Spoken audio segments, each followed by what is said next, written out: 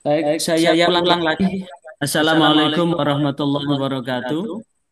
Alhamdulillah Waalaikumsalam. wa syukurillah la haula wa la quwata illa billah. Amma ba'da. Alhamdulillah. Alhamdulillah hari ini kita bisa bersemuka. Sekali lagi kita bisa bersemuka untuk melaksanakan bimbingan manasik umroh. Maka mudah-mudahan apapun yang kita lakukan pada kesempatan ini senantiasa tercerahkan dan tercurahkan rahmat dan ridho Allah Subhanahu wa taala. Sehingga apapun yang kita lakukan pada kesempatan ini senantiasa dilancarkan oleh Allah Subhanahu wa taala. Maka Amin. sebelum kita lanjutkan mari kita awali dengan talbiyah. Labbaik Allahumma labbaik. Malah baik. Labbaik la syarika laka labbaik. Labbaik la syarika lak Innal labbaik. hamda Innal hamda wan إن ni'mata الحمد wa laka wal mulk والنعمة la لك syarika والملك lak. la لا syarika شريك لك Labbaik Allahumma labbaik. labbaik Allahumma لبيك اللهم لبيك Labbaik la syarika laka labbaik. labbaik لبيك لا شريك لك لبيك Innal hamda إن الحمد wan ni'mata wa والنعمة laka wal mulk لك والملك la syarika lak. لا شريك لك Alhamdulillah. Apa makna talbiyah ini? Yang pada dasarnya adalah bahwa kita telah berniat atau meniatkan diri. Sekali lagi bahwa kita telah berniat atau meniatkan diri memenuhi panggilan Allah. Maka dalam rangka memenuhi panggilan Allah, ada hal yang prinsip yang perlu kita wujudkan. Sekali lagi, ada hal yang prinsip kita wujudkan. Karena sesungguhnya talbiyah itu adalah kita datang jasmani, rohani kita, fisik maupun non fisik kita ke Baitullah. Maka kesengajaan untuk melakukan manasik ke Ka'bah adalah merupakan curahan jiwa dan segenap rasa yang ada di dalam diri kita untuk menghadirkan diri kepada Allah. Karena itulah wal Allah muka kono Subhanahu wa taala telah ya sari memanggil kita semua melalui Nabi Ibrahim alaihissalatu wassalam yang oh telah Allah perintahkan tunggu tatkala nunggu Nabi Ibrahim telah selesai membangun Ka'bah sebagaimana yang Allah perintahkan yang diabadikan di dalam Al-Qur'an surah Al-Hajj ayat 27. A'udzu billahi minasyaitonir rajim. Wa adzim fin nasi bil hajj, dan panggillah, serukan kepada manusia untuk berhaji. Di dalam tafsir Ibnu Katsir disebutkan bahwa wa adzim fin nasi bil hajj maksudnya adalah nadin finnas da'iyan. Panggillah manusia dengan satu panggilan lahum kepada mereka ilal haji untuk berhaji ila hadal bait ke Baitullah ini. Yang di situ alladzi amaronaka yang telah kami perintahkan kepadamu Ibrahim bibinaihi dengan membangunnya. Maka tatkala Allah memerintahkan kepada Nabi Ibrahim untuk memanggil itu, maka Nabi Ibrahim mengeluh, ya Robbi, wahai Tuhan, wa kaifa ablighun nas, bagaimana kami bisa memanggil manusia, wa sauti sementara suaraku la yang faduhum, tidak akan mungkin bisa menjangkau mereka. Maka setelah mendapat jawaban itu, Allah menjawab, nadin wa alainal balag. Panggillah wa alaina, dan selanjutnya sayalah al balagu yang akan melanjutkannya. Maka sadar bahwa segala apa yang Allah kehendaki itu sadar atau tidak sadar adalah bagian yang tak terpisahkan dalam rangka menghambakan diri kepada Allah. Maka Nabi Ibrahim pun sadar bahwa ini adalah urusan Allah. Segala hal yang tidak mungkin bisa mungkin menurut Allah. Kalau menurut ukuran manusia tidak mungkin, maka bisa mungkin bagi Allah. Maka itulah kemudian dengan serta-merta faqama ala maqami, maka berdirilah Nabi Ibrahim di tempat berdirinya. Di dalam satu pendapat, Nabi Ibrahim berdiri di atas batu. Pendapat lain, Nabi Ibrahim berdiri di atas Bukit Sofa.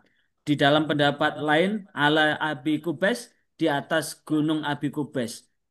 Maka disitulah kemudian Nabi Ibrahim memanggil dengan lantang, dengan kalimat, Ya ayyuhan nas, wahai manusia. Inna rabbakum, sesungguhnya Tuhanmu, qad ittakhadha, sungguh telah mengambil hal baitan, rumah ini, fahujuhu, maka berhajilah. Maka tatkala dipanggil itu, disebutkan di dalam tafsir Ibnu Katsir, innal jibal, sesungguhnya gunung-gunung, tawadu'at, merenduk semua. Hatta balagha sautu, hingga sampailah suara Nabi Ibrahim arja al-ardi, ke seluruh penjuru bumi. Wa asma aman, dan mendengarlah orang-orang yang ada fil arham, di dalam rahim, wa fil wal aslab, dan tulang sulbi. Wajabahu, dan menjawabnya kullu syai'in, segalanya juga telah menjawabnya, yang mendengarnya dari apa? Dari batu, dari bangunan, dari pohon, dan orang-orang yang bisa sampai ke Mekah, merekalah yang dicatat oleh Allah untuk bisa berhaji, dan mereka berkewajiban untuk berhaji sampai hari kiamat dengan kalimat labbaik Allahumma labbaik. Karena itulah, ini karena panggilan suci dari Allah melalui Nabi Ibrahim, maka jikalau kepingin bahwa ibadah umroh kita ini sukses, maka ada dua prinsip yang kita pegang. Sekali ada dua prinsip yang kita pegang. Yang pertama, prinsip dasar pertama adalah sadarilah bahwa umroh ini bersifat fisik. Karena umroh ini bersifat fisik, maka hal-hal yang bersifat fisik ini pun harus kita penuhi.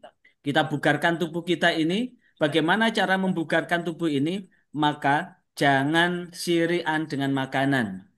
Makanan apapun yang ada di sana, walaupun makanan itu belum pernah kita jumpai, satu catatan, jangan dicacat dan dicela. Sekali kita mencacat dan mencela makanan itu, maka kita tidak akan mau memakannya. Jikalau kita tidak mau memakannya, maka karena fisik ini tidak ada asupan, maka akan lemah karena kekurangan kalori. Jikalau tubuh ini kekurangan kalori, kekurangan asupan, maka bisa dehidrasi atau bisa sakit dan sebagainya. Karena itu, berdoalah, ya Allah, makanan apapun, minuman apapun, cocokkan dengan lidah saya. Sehingga tidak ada sirian dan pantangan makanan apapun di sana. Tetap dimakan apapun bentuk makanan itu. Cuma pilihlah makanan-makanan yang sesuai dengan kondisi kita. Jikalau kemudian Ya hal-hal yang Allah, teman mereka. apa radang tenggorokan hindarkan. Apa itu? Di antaranya es, anggur yang langsung dari kulkas dan sebagainya. Mungkin saat makan tidak apa-apa, tapi hari kedua, hari ketiga akan kelihatan mulai batuk satu persatu. Karena itu, jikalau ingin tetap awet tenggorokannya, maka pilihlah makanan yang tidak dingin. Tapi makanan apapun tetap dimakan, minuman apapun tetap diminum. Prinsip yang kedua, haji dan umroh ini berdiri sendiri. Khusus untuk umroh, ini bisa dilakukan kapan saja kecuali di tanggal hari Arafah dan hari Tasyrik. Hari Arafah itu tanggal 9, hari Tasyrik adalah tanggal 11, 12, 13. Maka selebihnya, selain itu, maka umroh bisa dijalankan. Karena umroh hanya Besar ya. Iki nembok piro mau lanjutkan tawaf, sa'i, tahallul, dan tertib. Hanya itu. Mau jumbo, jaka kakak kok iso jumbo. Tadi untung aja di mau kak kamu mau itu tamu Bu, lewat tak? Ya Bu Ramawati, dipastikan aja Kalau anunya, speakernya Bu Hmm. Rahmawati, Bu Rahmawati. Pak Basar, saya jadikan co-host nggih. Saya jadikan co-host. Nanti untuk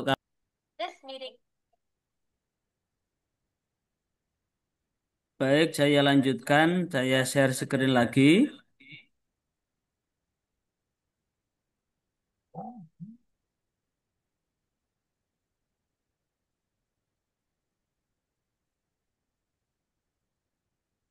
Oh ini, bentar.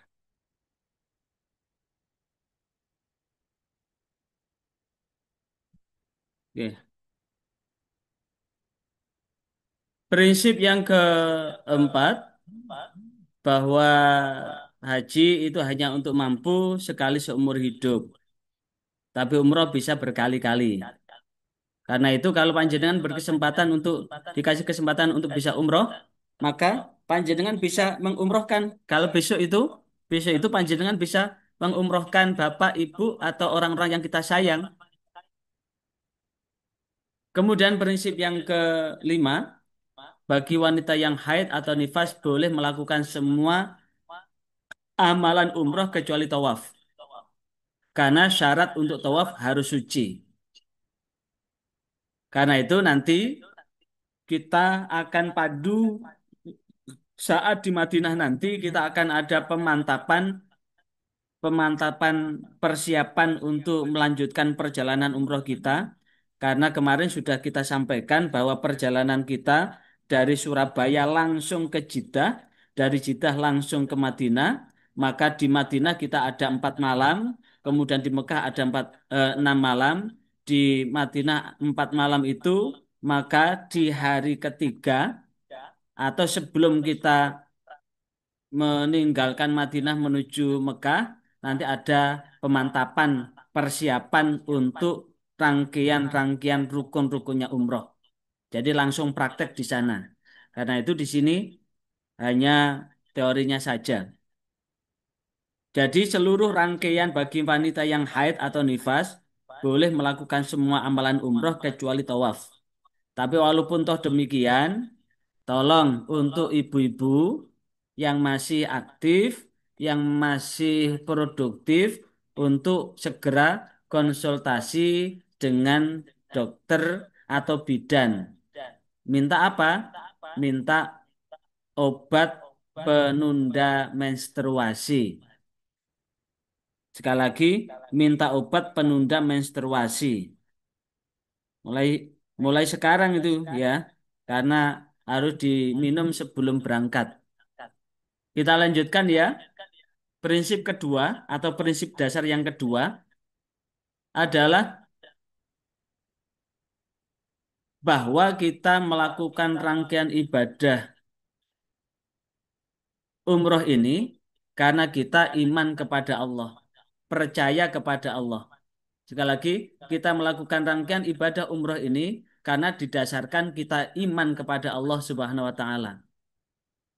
Karena dasar imanlah yang mendasari kita bisa menyisihkan sebagian rizki kita dan kemudian kita meninggalkan pekerjaan rutinitas kita demi memenuhi panggilan Allah atas dasar iman. Karena atas dasar iman, apa yang perlu kita pegang? Prinsipnya adalah kita tetap percaya bahwa baik maupun buruk itu adalah merupakan takdir Allah. Sekali lagi, kita percaya bahwa baik dan buruk itu adalah takdir Allah Subhanahu wa taala. Namun demikian, Allah tetap menegaskan innallaha la yughayyiru ma biqaumin hatta yughayyiru ma bi anfusihim. Sesungguhnya Allah tidak akan merubah satu kaum sebelum kaum itu untuk merubah dirinya. Maka disitulah Allah memberikan kesempatan kita untuk berusaha. Wujud usaha itu adalah ikhtiar. Ikhtiar itu adalah berbagai macam pilihan. Misalkan di program ini, panjenengan sudah kami siapkan untuk rencana akan kita lakukan 4 kali umroh. Paket kita rencanakan untuk melaksanakan 4 kali umroh. Lah, apa ikhtiar yang perlu kita siapkan? Maka siapkan kebugaran tubuh ini. Bagaimana supaya kebugaran ini tetap terjaga? Maka tetap jaga rutinitas makan, asupan, kalori yang kemudian memungkinkan fisik kita tetap bugar. Kemudian siapkan obat-obat yang sekiranya nanti ada hal-hal yang, sekali lagi, ada hal-hal yang mungkin menjadikan kita tidak bisa melakukan ibadah, apakah karena batuk, apakah karena gerges, apakah karena sakit yang lain, maka kita tetap ikhtiar itu. Kita tetap ikhtiar menjaga kebugaran, menyiapkan obat-obatan yang diperlukan, tetap jaga makanan secara rutin dengan harapan selama 12 hari kita tetap sehat. Itu namanya ikhtiar. Namun ikhtiar belum cukup. Kita tetap berdoa dengan prinsip ikhtiar itu adalah bentuk proposal, bentuk apa ya? Bentuk harapan kita, bentuk usaha kita, tapi kita tetap berdoa kepada Allah. Mudah-mudahan jasmani, rohani kita tetap dikasih kesehatan oleh Allah. Tetap berdoa kepada Allah, mudah-mudahan kita bisa melakukan rangkaian ibadah-ibadah yang ada di tanah suci sana. Berusaha, berdoa bahwa apapun yang kita lakukan tetap dilindungi oleh Allah. Itu namanya berdoa. Usaha sudah, berdoa sudah. Kemudian kita tinggal berserah diri. Apa wujud berserah diri itu? Adalah bertawakal kepada Allah. Apa itu tawakal? Menyerahkan seluruh urusan kita kepada Allah Subhanahu wa taala. Sekali lagi, apa itu tawakal? Tawakal adalah menyerahkan seluruh urusan kita kepada Allah Subhanahu wa taala. Wa may yatawakkal 'alallah fahuwa hasbuh. Barang siapa yang bertawakal kepada Allah, maka Allah lah yang akan mencukupi. Maka dalam urusan apapun daripada nanti ini selalu banyak berzikir ya. Hasbunallah wa ni'mal wakil. Hasbunallah wa ni'mal wakil. Hasbunallah wa ni'mal wakil. Cukuplah Allah sebagai penolongku karena Allah sebaik-baiknya pelindung. Cukuplah Allah sebagai penolongku karena Allah sebaik-baiknya pelindung. Kita sudah berusaha istighosa sudah, maka selalu kita ibarat kita ada di atas kapal yang kemudian kita sudah berusaha untuk menjaga kapal kita ini. Untuk mengendalikan kapal ini, sudah berdoa, ya Allah selamatkanlah perjalanan kami. Maka nantilah inilah kemana arah kapal itu akan berlayar, ini sudah menjadi urusan Allah. Ikhtiar sudah, berdoa sudah, berserah diri sudah. Maka sebagai orang-orang yang beriman kepada Allah, percaya bahwa baik buruk itu adalah takdir Allah, maka bila sukses tidak jumawa. Karena itu, sekecil apapun kesuksesan yang kita raih, tetap alhamdulillah. Sekecil apapun keberhasilan yang kita lakukan, tetap bersyukur kepada Allah. Namun, bila gagal, jangan salahkan siapa-siapa. Sekali lagi, bila ada kegagalan, bila program-program yang sudah kita rancang sedemikian rupa, namun di tengah perjalanan ada sesuatu yang menghalangi rencana kita, sehingga ada sedikit hambatan, maka apapun pesan saya sebagai tamu Allah, maka kita tetap bersabar. Bila sukses kita bersyukur, bila ada kendala, rintangan, halangan yang terjadi dalam perjalanan ini, tetap bersabar. Bersabar itu apa? Wujud kepasrahan kita kepada Allah. Karena itulah, bagaimana menerapkan bila sukses bersyukur, bila gagal bersabar, maka dalam perjalanan pasrah kepada Allah, lapangkan hati ini dengan qanaah. Apa itu qanaah? Qanaah adalah nerimo ing pandung. Apa nerima ing pandung apapun yang ada di sana sebagai tamu Allah yang baik adalah tetap legowo, mensyukuri apa yang ada. Ada makanan, karena ini nanti tidak tertutup kemungkinan loh, nggih. Ini biasanya saat kedatangan itu, kemudian kita sudah hari kedua, ada datang jamaah lagi. Kadang-kadang jatah makanan kita itu kemakan jamaah lain. Karena pernah jamaah tahun berapa itu? Tahun 2022 itu saat pulang dari Haram itu masuk ke hotel ikannya sudah pada habis. Lah, kalau semacam ini kita tidak legowo, maka kita akan marah-marah. Padahal kemarahan itu nanti apapun bentuknya akan tetap diingatkan oleh Allah kepada siapapun yang ngomong tidak-tidak. Karena itulah seluruh rangkaian ini sudah kita rangkai. Kita tetap berdoa kepada Allah mudah-mudahan rancangan alur kita ini tetap berjalan lancar. Kita berikhtiar untuk tetap istiqomah dan kita sudah tawakal, maka inilah yang kemudian sukses maupun gagal akan tetap kita qanaah. Bila mendapatkan limpahan, tetap kita syukuri. Bila ada sedikit hak kita yang tergerus oleh orang lain, kita tetap sabar. Itulah yang namanya qanaah. Dan qanaah inilah yang akan menimbulkan hati puas. Dan hasilnya orang yang puas akan bahagia. Maka perjalanan ibadah kita, mudah-mudahan Allah senantiasa memberikan kebahagiaan. Sekali lagi, ibadah-ibadah yang kita jalani, mudah-mudahan Allah senantiasa memberikan kebahagiaan buat kita semua. Kebahagiaan inilah yang penting.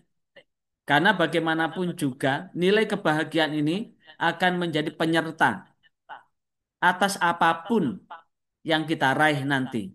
Sekali lagi, akan menjadi penyerta atas apapun yang akan kita raih nanti. Kemudian,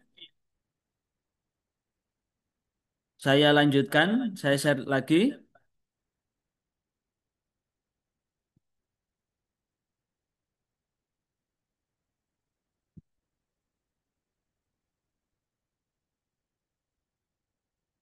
Sebelum kita menjalankan rangkaian umroh, maka tentu ada beberapa saran yang perlu kita persiapkan. Apa? Kita bersihkan diri dengan taubat. Terus terang, jiwa kita sudah ada di tanah suci. Karena kita sudah melakukan pelunasan dan ini sudah proses pemvisaan, tiket sudah ada. Sekali lagi, tiket sudah terbayar lunas dan sudah terdistribusi tiket kita, perjalanan kita dari Surabaya ke Jeddah dan balik lagi ke tanah air. Artinya jiwa kita ini sudah ada separuh ada di tanah suci. Agar nanti apa-apa yang kita lakukan selama di tanah air ini tidak kita petik di sana, maka mulai sekarang kita bersihkan diri kita dengan banyak bertaubat. Banyak-banyak beristighfar mohon ampun kepada Allah atas dosa dan kesalahan yang terlanjur kita perbuat. Mudah-mudahan kita nanti mampu menjadi tamu Allah yang sukses. Yang kedua, sambung silaturahim.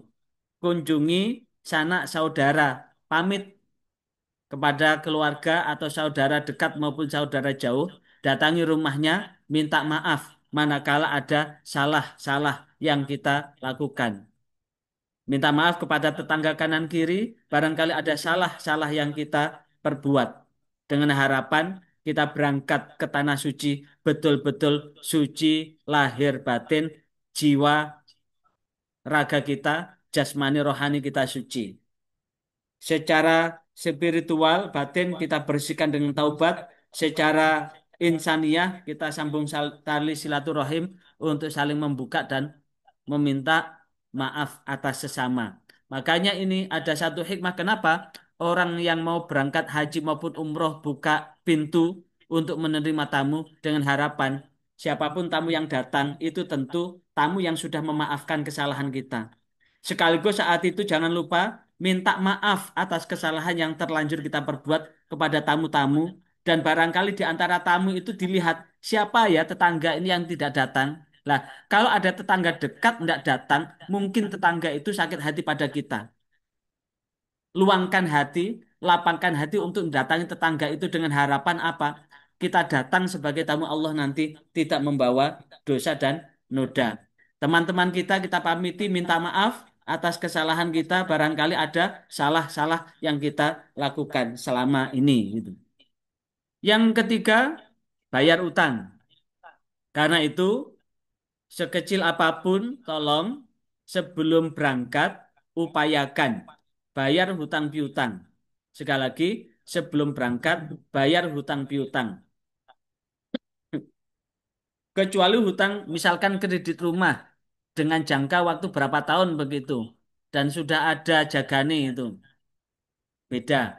Tapi hutang-hutang dengan hakul adami sedapat mungkin untuk dilunasi atau barangkali ada di antara jamaah yang jelang berangkat ini belum lunas, ya ini termasuk bagian dari itu.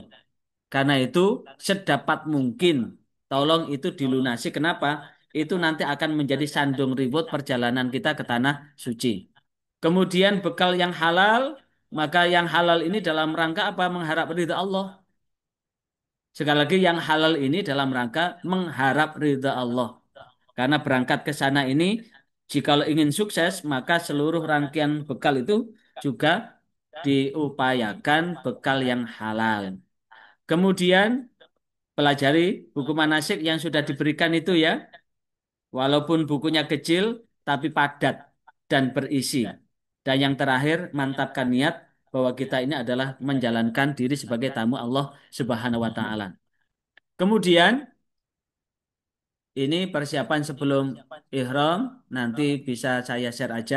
Barangkali di sini ada yang ditanyakan, saya persilahkan. Silakan, barangkali ada yang ditanyakan.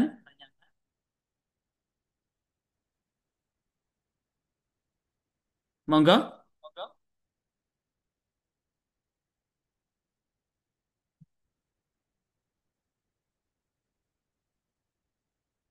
Ada yang ditanyakan?